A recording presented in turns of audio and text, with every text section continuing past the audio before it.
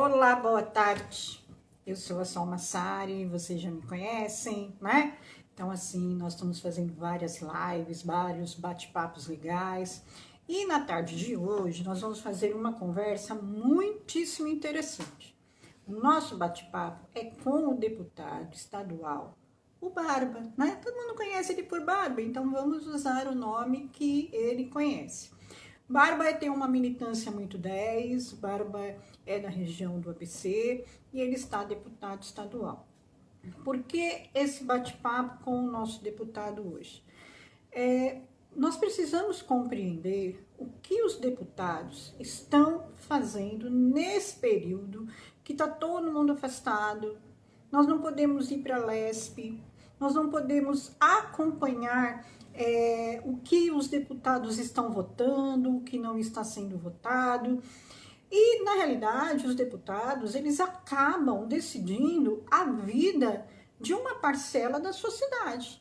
Então, falarmos com um deputado e para que ele possa nos dizer o que é que está sendo feito para nós, sociedade, como é que os deputados estão atuando no sentido de conter as perdas de direitos, de amenizar e de salvar vidas, né? O Brasil hoje chegou a quase 30 mil pessoas, quase 30 mil pessoas perderam a vida para o Covid. O número é muitíssimo grande. Ah, o Barba chegou, né? Deixa eu chamar ele aqui. Então, assim, o número é muito alto.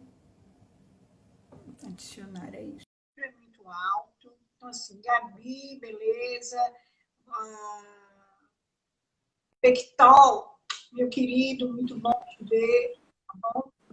Barba, querido! Você tá bom, meu amigo? Boa tarde, professora Sol. Tudo bem? Tudo, meu lindo. Saudades de ti, viu? Faz tempo que a gente não se fala, né? Acho que a última vez foi Faz lá para tempo, faz janeiro. tempo. É o coronavírus, é o corona. É o corona, né? Fazer o quê, né? Barba, e exatamente essa é a questão, né? Porque, assim, semana passada eu fiz uma live com o Suplicy para ele falar um pouco sobre a questão dos vereadores na cidade de São Paulo, até porque nós sabemos que São Paulo tem 24 mil pessoas em situação de rua. E qual está sendo o papel dos vereadores nesse sentido, né?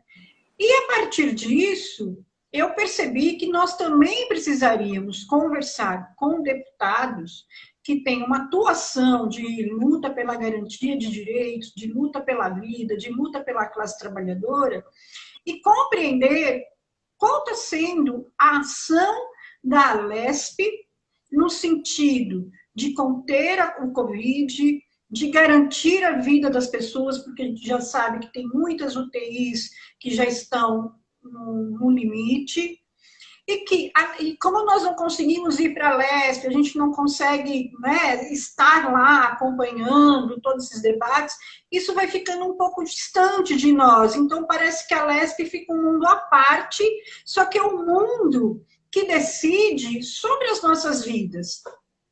E, além disso, né, eu gostaria também que você nos falasse o seguinte: neste momento, como que os deputados conservadores da direita estão tirando algum proveito para tirar mais direitos nossos, e como que vocês, deputados de esquerda, progressista, que lutam, estão conseguindo conter essa onda que está assolando o Brasil. Então, a live ela vai nessa direção, tá bom? Ok, Solange. Você prefere que te chame de Sol ou de Solange? Sol, meu amor, Sol, porque desde 2007, que foi uma grande amiga Sol. minha, uma mulher transexual que me batizou de Sol. Então, professora Sol, vamos lá. Você que manda, querida. A hora que você quiser, né? Primeiro saudar você, todos os seus seguidores aí na sua página. Nós também estamos transmitindo aqui na nossa página, é isso, Pete? Para poder ampliar nossa audiência. É uma honra poder estar aqui com você, você que me ajudou muito, né, em 2018, você, a professora Mona, né? O pessoal da APASESP, né? Naquele Isso, momento foi um apoio importante. Nós também os apoiamos na criação da APASESP, né? isso. Tentamos nos ajudar. Bom, a Assembleia Legislativa, comparado à Assembleia que terminou o mandato dia 14 de março de 2019, piorou muito, né? A Assembleia que terminou 14 de março de 2019 era uma Assembleia de direita, mas tinha algum princípio de respeito. Tem uma nova Assembleia agora, com uma composição de 15 deputadas e deputadas, deputados e deputadas do PSL, 4 deputados do Novo, 4 do Podemos, criou alguns partidos que não existiam na Assembleia, agora passou a existir. Então, criou lá, o João Dória elegeu uma chapa de 27 deputados. Na Assembleia, ele precisava de mais 21 deputados para formar uma simples, né? E no caso de 3/5, igual foi a reforma da Previdência, ele conseguiu formar isso através de emendas, que não são emendas impositivas, através das negociatas, né? Tanto é que a reforma da Previdência, que eles tentaram aprovar no final do ano, não conseguiram, só conseguiram aprovar depois do Carnaval esse ano, foi aprovado na base do tiro, porrada e bomba. Fora da Assembleia e dentro da Assembleia, com a tropa de choque dentro da Assembleia, baixando o cacete, né, baixando a porrada nos trabalhadores e trabalhadoras do funcionalismo público do Estado de São Paulo, né? Muito triste. Nós tivemos um grande enfrentamento no ano de 2019 em vários temas, da privatização, das privatizações, das concessões feitas para o setor privado, dos precatórios, que foi um projeto que nós perdemos por 41 votos a 40, uma votação muito apertada, sabe? E os precatórios, o que é os precatórios? Só para quem está nos acompanhando entender. Qualquer ação que um funcionário público faça contra o Estado, e essa ação ficasse até 30 mil reais, ela virava uma obrigação de pequenos valores, era chamada obrigações de pequenos valores. Então, o governo não podia transformar em precatório. O governo tinha que pagar esse valor, né? Isso valia para os funcionários da ativa e para os trabalhadores da inativa, os aposentados, né? Isso mais ou menos representa 1,5 milhão de pessoas entre inativos e ativos. E mais qualquer um de nós, cidadão, que também podemos fazer uma ação contra o Estado. Imagina, por exemplo, a tua casa é numa esquina, uma ambulância do Estado está socorrendo alguém, invade teu muro, derruba uma parede da tua casa, não machuca ninguém, mas te causa um prejuízo. Se esse prejuízo chegasse até 31 mil reais, era obrigado o Estado a pagar imediatamente. O que o governador fez? Mandou um projeto para lá, para a Assembleia, para baixar de 31 mil reais para 11 mil reais. Então, deu um calote no funcionalismo público e no povo do Estado de São Paulo, né? E foi aprovado, nós perdemos por um voto. Fazia uns 20 anos que não acontecia uma votação assim, apertada na Assembleia, e para minha, e sob a liderança da bancada do PT, eu era o líder, continuo sendo o líder, fui reeleito o líder da bancada do PT para o ano de 2020. E aí travamos a batalha feroz, que foi a batalha da reforma da Previdência também. Bom, agora vem o Covid-19, né? Nós percebemos a gravidade do Covid-19, assim que veio anunciando, porque ele não veio para cá no ar, da China para cá, né? Claro. Ele veio nas relações internacionais. Ele veio primeiro para a classe média, para os ricos, que viajavam para o trabalho, para o turismo, não tem problema, que as pessoas que podem, que façam, né, o que queiram da sua vida, não tem problema nenhum. Então, saiu da China, vai para a Europa, vai para o Iraque, vai para alguns países da Arábia Saudita, vai para a Europa, vai para os Estados Unidos e vem para o Brasil. Quando vem para o Brasil, se nós observarmos, a pandemia foi decretada dia 11 de março. Portanto, hoje nós já estamos no dia 2, né? Dia 11 de maio, 60 dias. Nós estamos aí há mais de 70 dias já em casa, né? Nessa quarentena, nesse isolamento social. E a propagação dele na classe rica demora. Por que demora? Porque os ricos têm uma capacidade maior de isolamento social, né? Uhum. E quando ele chega na periferia, ele se alastra. A propagação desse vírus é uma coisa de maluca, é uma capacidade muito grande, né? E só tem um jeito de pegá-lo, é no contato, né? Ou é no toque na mão, ou é na fala de longe, um jogar gotículas no outro, né? As vias de pegar, ou é no tato, né? No contato, ou nas vias respiratórias pelos olhos, né?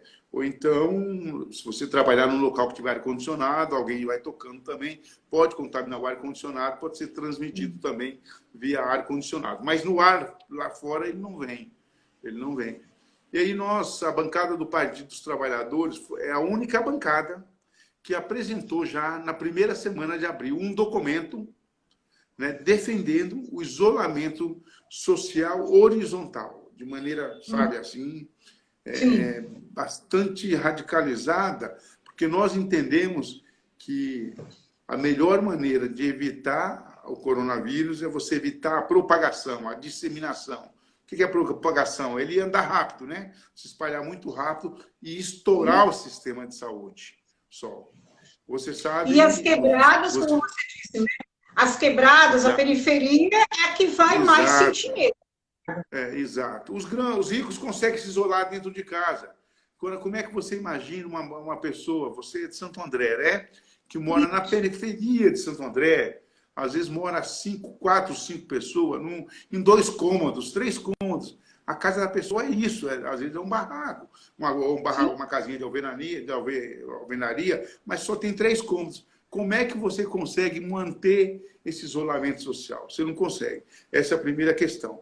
A segunda questão, quem é que tem poder para dizer para essas famílias o seguinte, olha, você não precisa correr para ir para a rua atrás de salário. Vocês, trabalhadores brasileiros, esses quase 60 milhões que estão na informalidade, que são trabalhadores autônomos, que são trabalhadores ambulantes, que vendem nos semáforos, nos faróis, né? Vende bala, vende pano de prato, vende capa, vende guarda-chuva, vende capa de volante, carregador de celular. Ele organiza... Trem, vendendo cafezinho com bolo. Cafezinho. Ele organiza a parte da manhã para comprar o seu almoço. Ele ganha 30, 40 reais, organiza o almoço dele da família, sobra 10 reais, ele guarda. Aí ele volta à tarde para vender mais 50 reais, para organizar a janta, para sobrar 15, 20 reais, para juntar, para poder pagar uma outra conta, ou para comprar o gás, ou para pagar a conta de luz, ou a conta de água, é assim a vida dele. Então, essas pessoas agora estão presas dentro de casa, né, uma parte, porque não tem o que fazer, né? E quem é que poderia chegar para eles? Não se preocupe, você trabalhador informal, os trabalhadores autônomos, vocês não vão passar fome, nós vamos garantir minimamente a cesta básica com uma renda de 600 reais nesses primeiros 3 meses. Se for preciso, renova por mais 3. Se for preciso, renova por mais 3. Né? Mas vamos manter em casa, que a primeira coisa é combater o coronavírus e salvar a vida. Quem é que tem capacidade de fazer isso? É exatamente o presidente da República.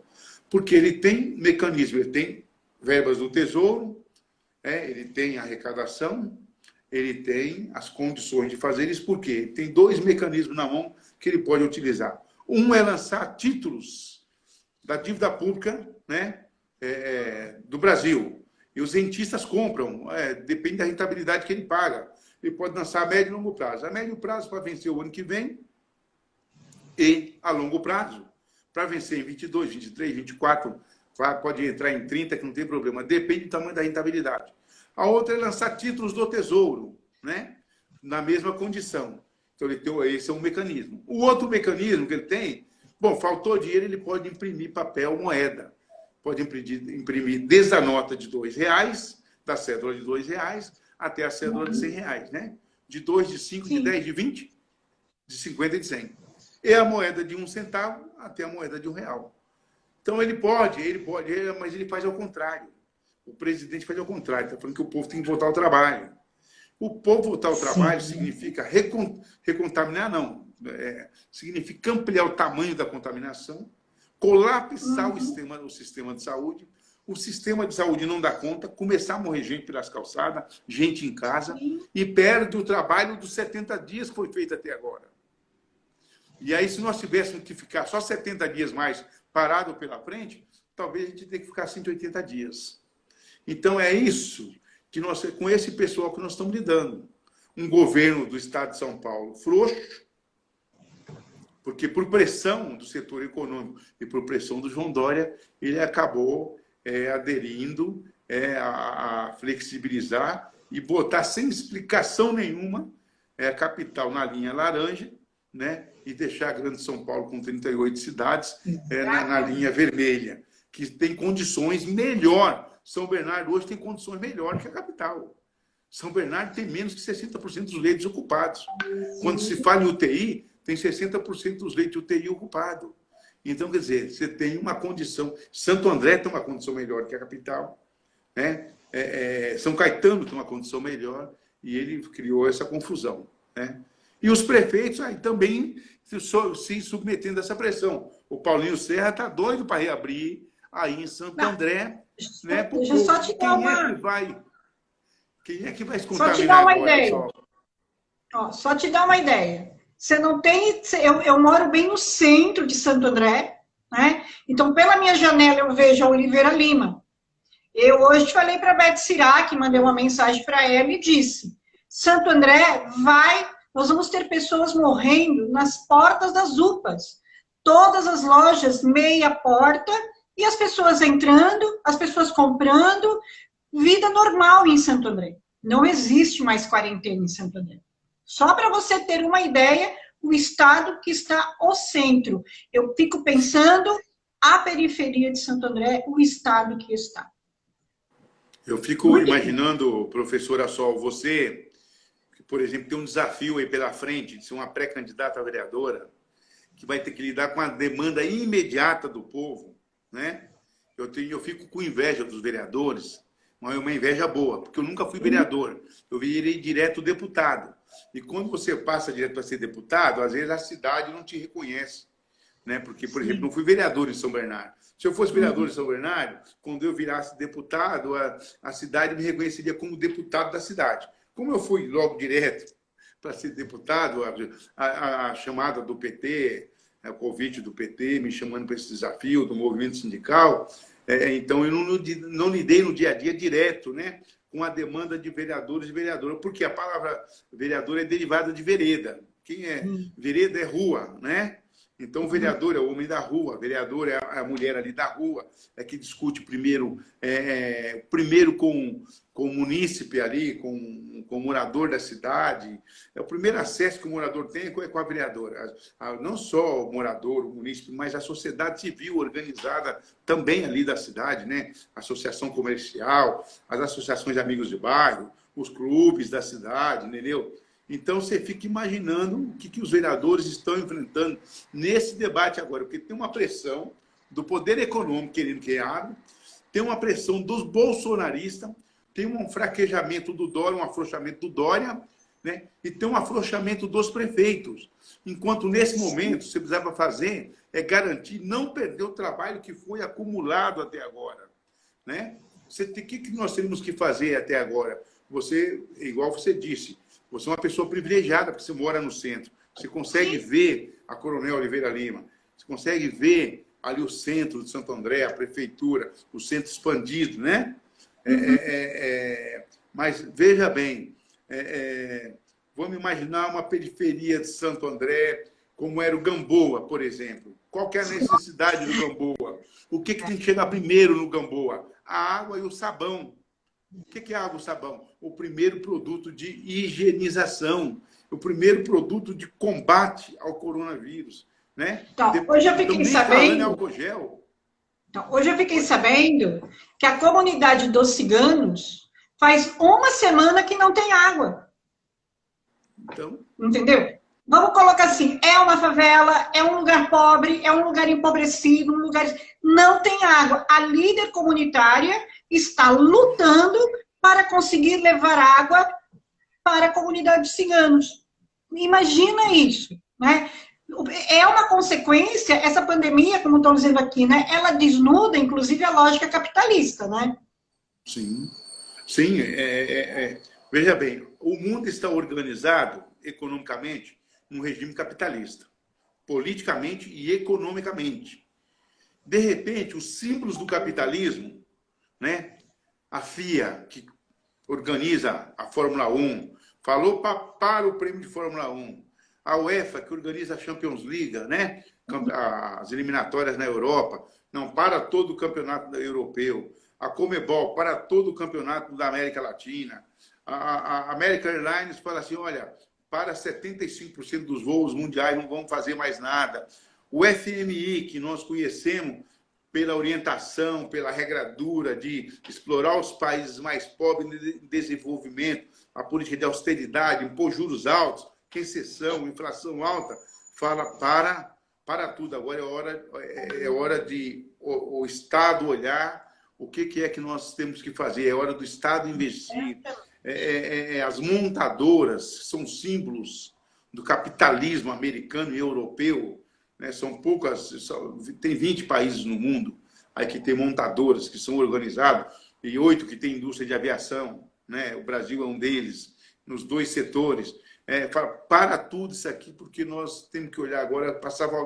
Quando eu vi esses caras, o Comitê Olímpico Internacional adia para o ano que vem as Olimpíadas do Japão. Quer dizer, aquilo é trilhões de dólares que se envolve ali numa economia, numa cidade que vai fazer as Olimpíadas. Quando você olha esses símbolos fortes do capitalismo, falando, olha, para tudo isso, é porque tem uma gravidade muito alta, muito alta. Né? E o presidente da República, nosso, mais o governador do estado de São Paulo, aliás, os dois são farinha do mesmo saco, os dois se apoiaram, os dois se abraçaram na campanha, os dois se formou aquela dupla chamada Bolsodória, né? Os dois são farinha do mesmo saco, e como dizia meu pai e minha mãe lá na roça, é farinha que não dá caroxo, né? Farinha que não dá caroxo é farinha da boa, né? Mas eles não são boas, são farinha da ruim, mas são iguaizinhos. Né? Um é um liberal de extrema-direita, que é o presidente, com espírito autoritário, e o outro é um liberal de direita no estado de São Paulo, que está tentando fazer um recuo para o centro, para tentar fazer um papel de bom moço, né? Que não é bom moço, nos atacou muito, né? Nos chamou de bandidos, nos chamou de terrorista, quando classificou os movimentos sociais, o movimento sindical, o MTST, o MST, os movimentos de moradia como movimento terrorista, que era para tirar no tiro, na porrada e na bomba. O João Dória fez isso também, está reclamando do Bolsonaro hoje, mas ele fez isso. Agora, e os dois com orientações diferentes. Só que o governo do João Dória no estado de São Paulo, ele só está fazendo, ele como governador, está sendo um bom apresentador de programa todo dia à tarde, quando ele faz aquele anúncio para a imprensa das medidas, né, que ele quis afrouxar agora para fazer, e o próprio prefeito de São Paulo está olhando que não vai conseguir fazer, está discutindo entre ontem e hoje para ver se tem as condições de fazer a partir de amanhã. Acho que não terá. Acho que é um erro, né? Nós vamos continuar defendendo o isolamento social, né? Acho que eles têm que fazer isso. Nós acabamos de aprovar um documento, peço até para te mandar depois, para você, que serve de subsídio para debater, que é um documento do PT estadual, dos setoriais de saúde municipal, da Câmara de Vereadores da Assembleia Legislativa, Assembleia não, da bancada do PT na Assembleia Legislativa, mais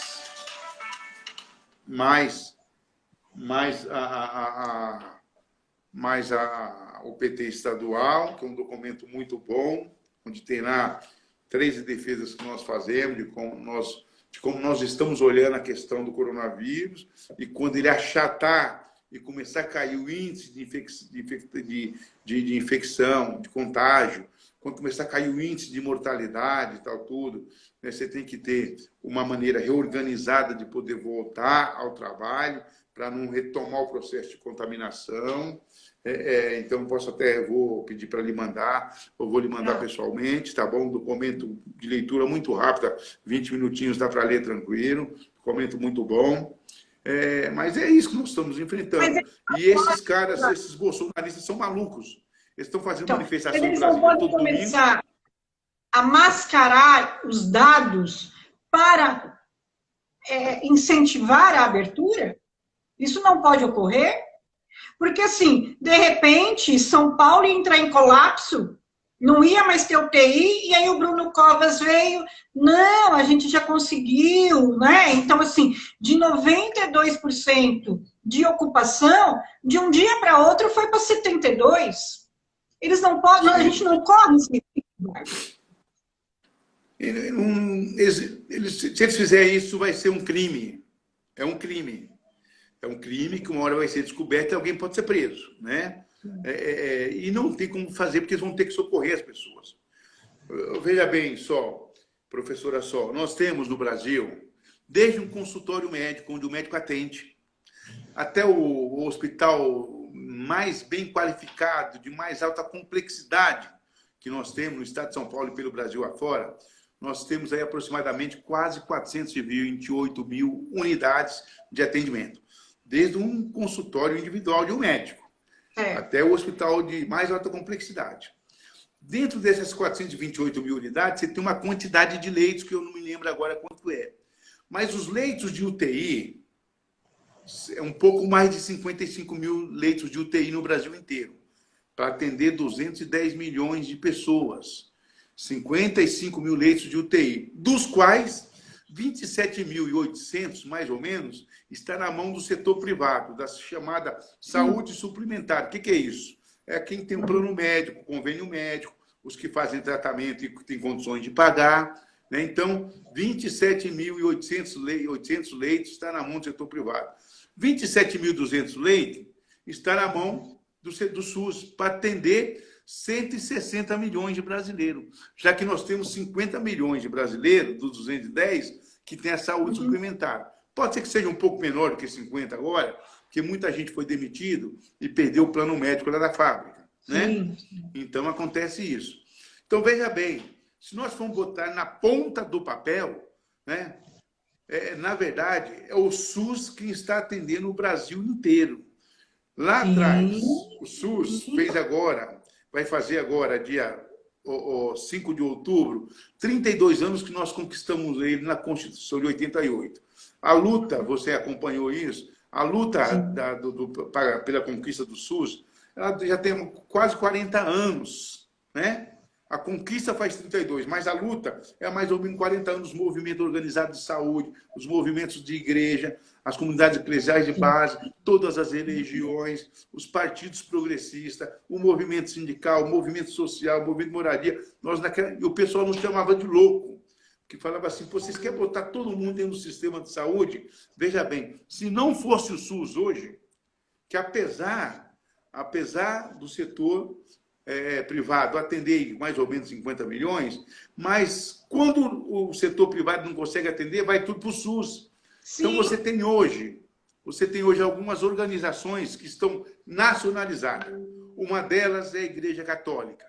Né? As igrejas estão organizadas praticamente no Brasil inteiro, em quase todos os bairros. Né? Em todas as cidades, no mínimo, e quase todos os bairros, a Igreja Católica, que é uma organização milenar.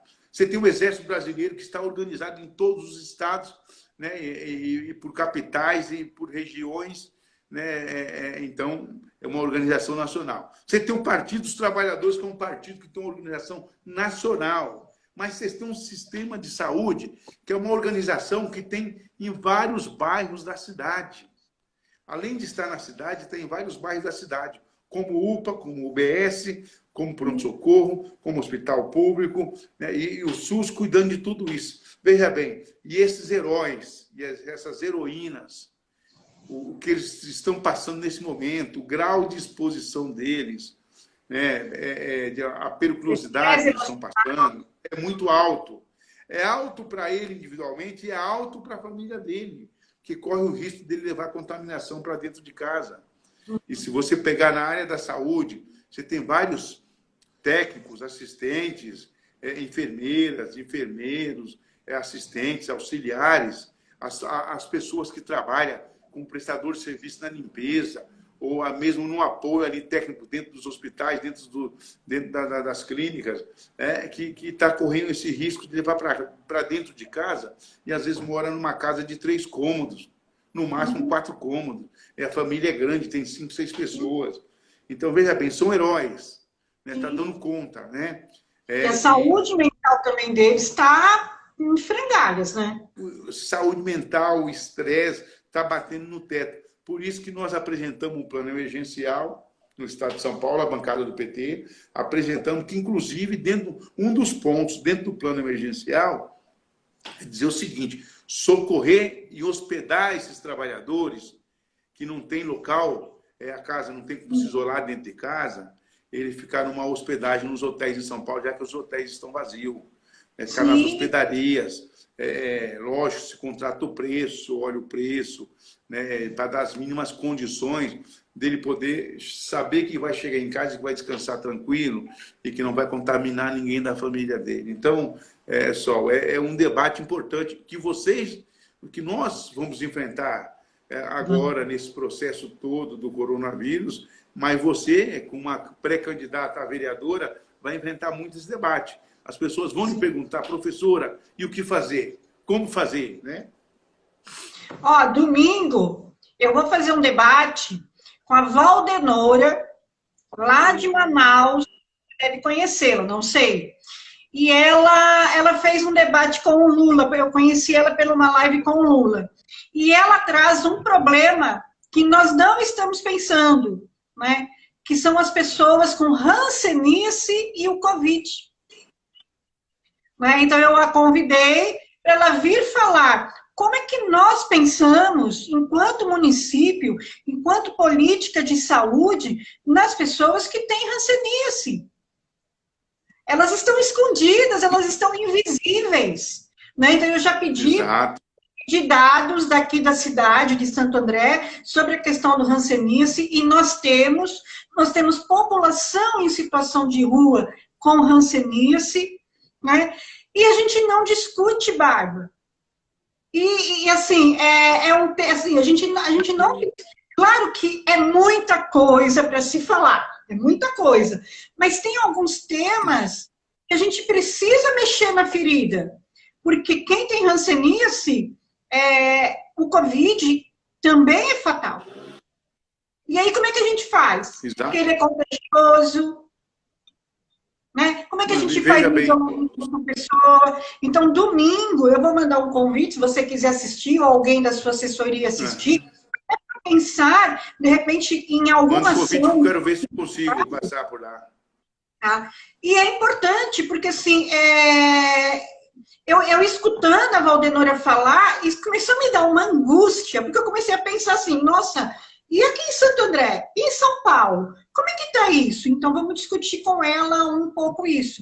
E é exatamente isso, nós temos que fazer esses debates, queira sim ou queira não, nós temos que fazer um debate, independente de sermos pré-candidatos, sermos deputados, nós somos cidadãos, e nós somos antifascistas, nós não somos genocidas, nós preservamos a vida, né, Bárbara? Então, assim, essa sua fala, você vir hoje aqui, você ter disponibilizado a sua agenda, que eu sei que é apertada, para conversarmos, é de extrema importância. Ter essa escuta de alguém que está lá na LESP, de alguém que está na Liga, que está batalhando por um estado de São Paulo melhor, e com isso rebate em todo o Brasil, porque o estado de São Paulo, ao fazer fronteiras com os outros estados, vai contribuir com os outros estados, né? Eu queria que você aproveitasse, me falasse um pouco como é que os deputados estão vendo essas manifestações de pessoas que querem, todos os domingos, vão para a rua e pedem a abertura, queimam máscaras, como aconteceu no Amazonas, né? Como é que a gente vai lidar com este movimento, Bárbara? Como é que a Leste também pensa? Primeira coisa, Sol, é olhar em todos os estados, eles estão fazendo manifestação e faz em Brasília, né? Em todos os estados e em Brasília. Olhem os carros, são cabines duplas, são carros que custam 150, 200, 300 mil reais. São pessoas que estão pedindo para nós, trabalhadores e trabalhadoras, voltarmos ao trabalho, pegar os ônibus, transporte coletivo lotado, né, se contaminar, né, e passar por um processo de chegar talvez até a morte. Enquanto eles, com certeza, se você for agora, às 17 horas e 35 minutos, no bairro Nobre de São Paulo, nos Jardins, né, no Morumbi, sabe, nos melhores bairros, ali em Moema, se você for, você vai ver que o isolamento social é altíssimo. Deve estar na casa dos 70%, 80%, porque eles têm condição, eles não saem de casa. Agora, no domingo, eles vão fazer uma manifestação para pedir que os trabalhadores têm que voltar a trabalhar. Porque muitos deles são os donos dos negócios onde estão os trabalhadores. Muitos deles demitiram as empregadas domésticas. Sim. Porque eles estão em casa. A primeira ação deles foi demitir as domésticas, né? Eu tenho uma senhora que trabalha comigo no meu escritório. Você conhece aqui o meu escritório, a dona Célia. Está, desde o dia que nós paramos, ela está em casa, recebe o salário completo, recebe vale transporte e recebe vale refeição, estando em casa e o salário completo. Que nós entendemos que é assim que tem que funcionar. A primeira ação que esse pessoal fez foi demitir os seus empregados nas suas casas, né? Ali as arrumadeiras, as donas, as domésticas que cuidavam aí dos lares deles. Bom, então é só olhar. Então, cabine dupla, são carros que só quem tem é rico. Ou então os deputados têm deputados. Eu não tenho um carro desse, mas os deputados podem comprar um carro desse, com certeza. Eu não tenho, porque eu sou criado na comunidade da periferia e eu vou ter aquilo que eu sempre tive. Tenho o meu carrinho lá, usado, seminovo, já está bom demais. De vez em quando a gente troca para dar uma melhoradinha. Agora, esses caras estão pedindo para isso, para garantir o lucro deles. Nós não podemos... O presidente da República é um maluco. Ele quer dizer que tem que botar no tratamento o hidroxicloroquina e a cloroquina. A Organização Mundial da Saúde proibiu a utilização, porque uma pesquisa feita na Europa e nos Estados Unidos mostra que 51% das pessoas que morreram em função do coronavírus fizeram uso de cloroquina. Eu, por exemplo, eu não posso utilizar. Eu tive uma arritmia no passado, né? Eu tenho uma morbidade, eu tenho uma diabetes, né? Eu sou fumante, então, quer dizer, usar cloroquina é um sinal, tudo que o Bolsonaro gostaria, é um oposicionista a menos para ele que vai morrer, porque ele está tratando a vida dos seres humanos de maneira desprezível, genocida, não só ele, mas ele é aquele grupo que vai atrás dele, né, todo domingo. E aqueles que não vão em Brasília, se organiza aqui em São Paulo, na Paulista. Incrível, né, que a polícia do João Dória protege eles de uma maneira, né, porque agrediu as torcidas organizadas que estavam lá, do Santos, do Corinthians, do Palmeiras e de São Paulo, em defesa da democracia, contra a ditadura, que tinha faixas na Paulista pedindo a volta da ditadura militar, com Bolsonaro no comando, e o espírito do Bolsonaro é realmente de um ditador. Olha o que ele está fazendo com o Ministério da Saúde, né? Os militares se apropriou do Ministério da Saúde. Se fossem médicos militares, tudo bem, mas não são médicos. Não são. Os militares têm bons médicos. Se fosse médico, não, tudo bem, é médico, está na profissão, né? É quem vai ajudar a orientar ali como cuidar. Então, é com esse povo que nós estamos vivendo, com esse bando de genocida que nós estamos vivendo, né? O João Dória, o Paulinho Serra, Orlando Morando, os prefeitos aqui do ABC, sabe? Eles devem desculpa ao povo do estado de São Paulo. Eles devem desculpa porque eles ajudou a eleger o Bolsonaro. Fizeram campanha para o Bolsonaro em função do ódio contra o PT, do ódio que eles têm. Uns têm mais, outros têm menos, mas têm. Então, o PSDB, o DEM, o PPS. Então, esses deputados, né? Carlos Morando, Alex Manetti, o pessoal tudo fez campanha contra o PT, fizeram campanha para o João Dória e fizeram campanha para o Bolsonaro. E estamos aí na mão de uma pessoa que devia orientar como principal pessoa, como principal dirigente do país, tinha que vir em cadeia nacional todo final de semana, se quiser vir todo dia, falar, ó, vocês não esquentem a cabeça, que primeiro nós vamos combater essa doença, vamos salvar a vida. Depois nós vamos discutir como recuperar a economia. Não é o Brasil, então, porque é da economia mundo, né? hoje, não é do Brasil, é o mundo.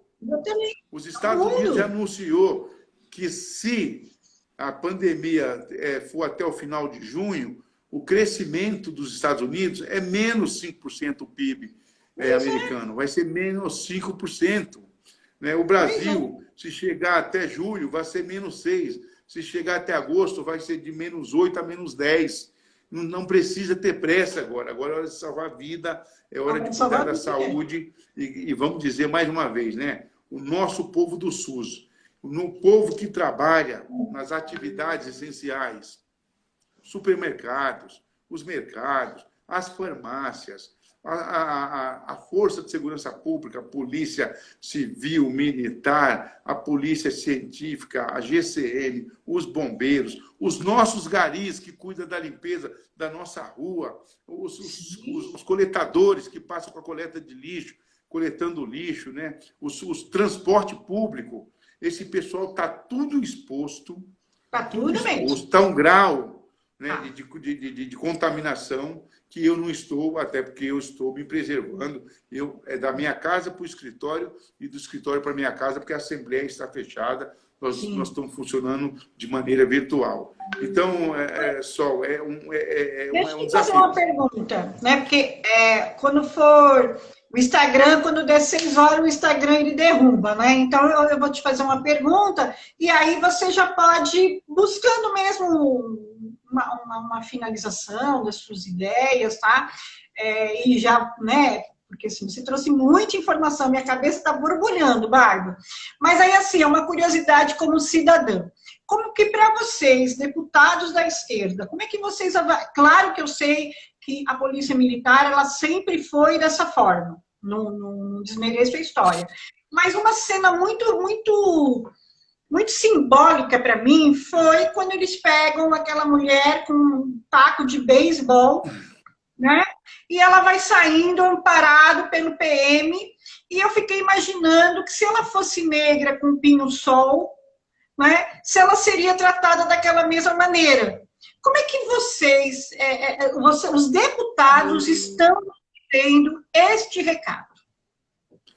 Eu estou fazendo essa semana um requerimento junto ao secretário de Segurança Pública, junto ao comando da Polícia Militar, que o tratamento tem que ser igual para todo mundo, não pode ser diferente. Se aquela mulher tivesse camisa vermelha, com aquele taco de beisebol, ela seria presa, porque estava portando uma arma branca, porque ela seria do PT, ou seria da CUT, ou seria do movimento de moradia. É assim que eles têm tratado. Aliás, se você olhar a postura que eles fazem, eles ficam de costa para o povo do Bolsonaro e de frente com os cacetetes e os escudos plantados no chão contra qualquer outro movimento. Entendendo que a polícia... O que eu falei? Que eles deram as costas e protegeram o fascismo e bala na democracia. Foi essa a leitura que eu fiz. Exatamente. E veja bem, eu já passei por isso várias vezes, em frente ao fórum, lá quando o Lula foi levado coercitivamente para depor, várias manifestações na Paulista. Eles protegem o povo do Bolsonaro, eles têm ódio da gente também, mas não é todos da polícia, é uma parte da polícia, né, que tem orientação do comando da polícia, para ser dessa maneira. Se você se lembrar, nas manifestações contra Dilma, tinha um coronel que foi, olha, tem 1 milhão de pessoas, sabe? Quando a Paulista não estava totalmente ocupada. Né? Aquilo chamando para o impeachment da presidenta Dilma na época. Então, nós vamos tem que ter um equilíbrio. Né? Por exemplo, se você estiver acompanhando, que acredito que está acompanhando, as manifestações nos Estados Unidos, em função da morte do George Floyd, né? Foi morto de maneira covarde, né?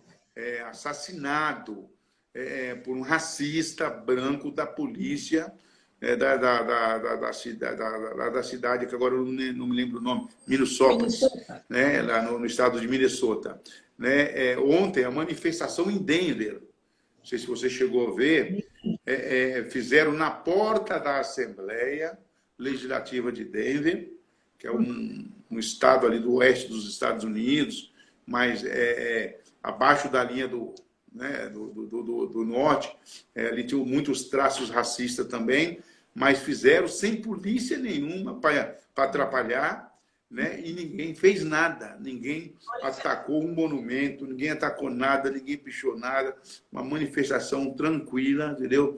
Então, em alguns momentos, a polícia ajoelhando, né, junto com os manifestantes, abraçando, andando de braços dados. Quer dizer, é uma polícia com maior equilíbrio, né? Agora tem uma polícia...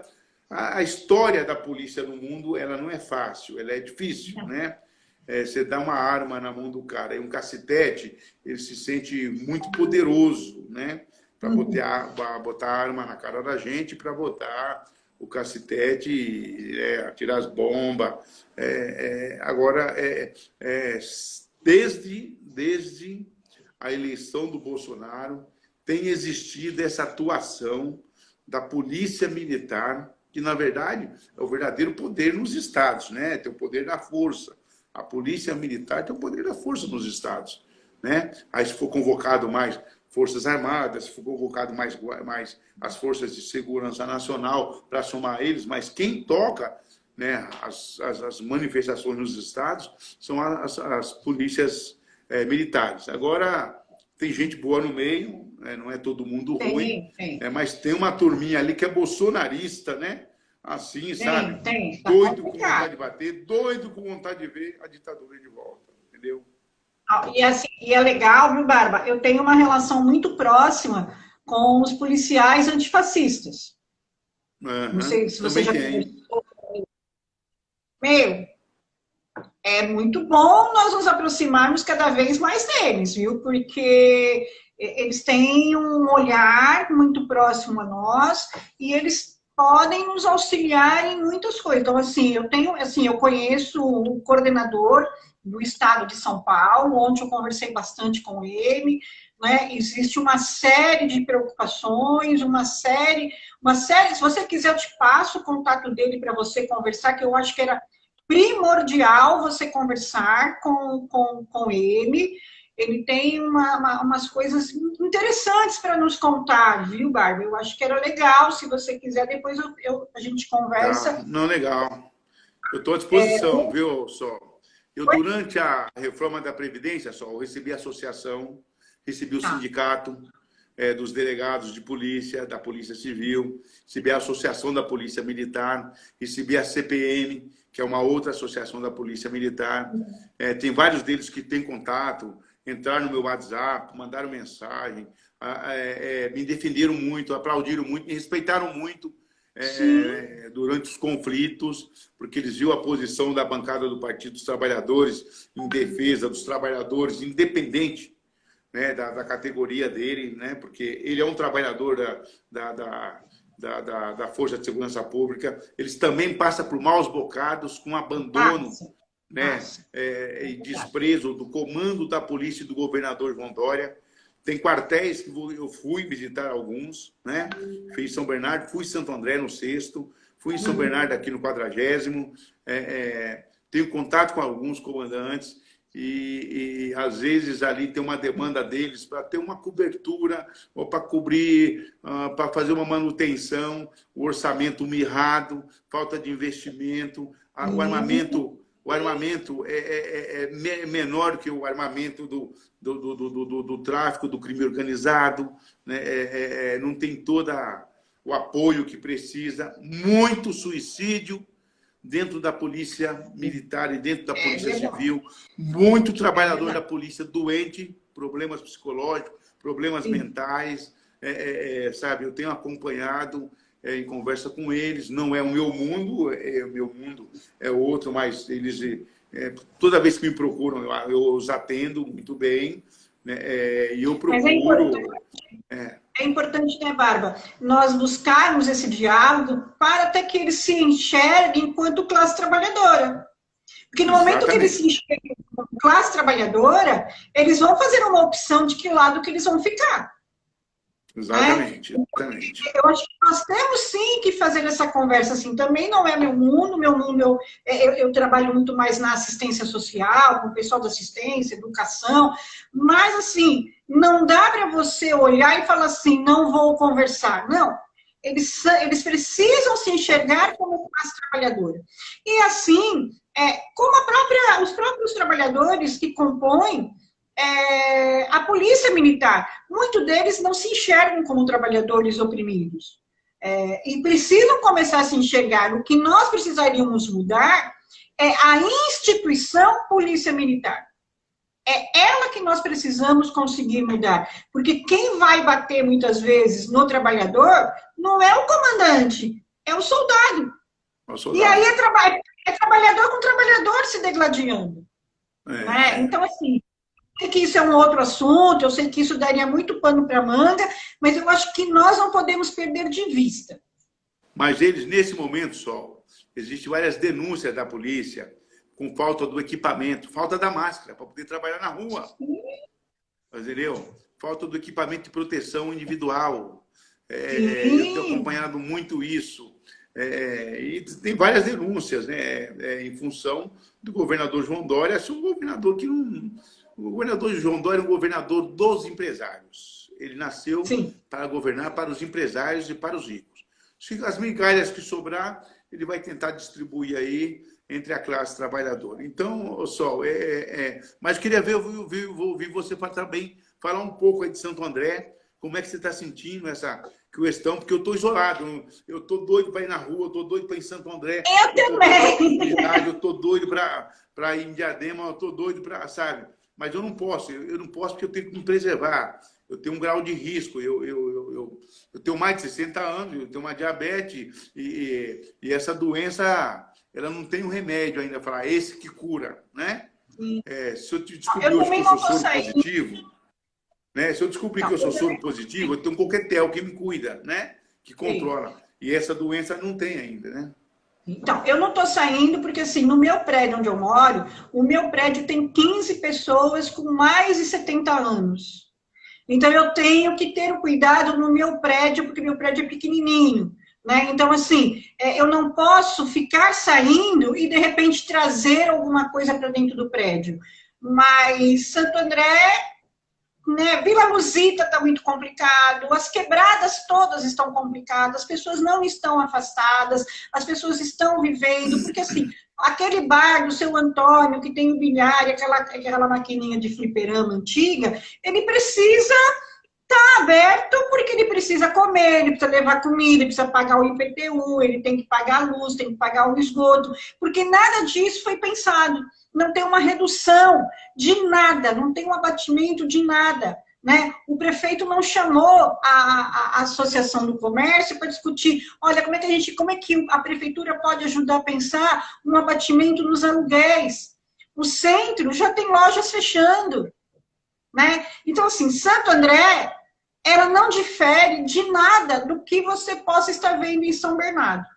Não difere. Infelizmente, não difere. Eu acho que é da consciência de cada um, como eu. Eu não sou de risco, mas eu posso trazer risco para o meu prédio, então eu fiquei na minha casa. Por todos, entendeu? Então, assim, eu tenho que pensar nesse coletivo. Ah, não é porque eu sou de risco que eu vou ficar passeando, vou ficar saindo. Não, não, entendeu? Eu tenho que pensar no meu prédio. Nós temos uma senhorinha no meu prédio de 90 anos, né? Então, eu pego o elevador...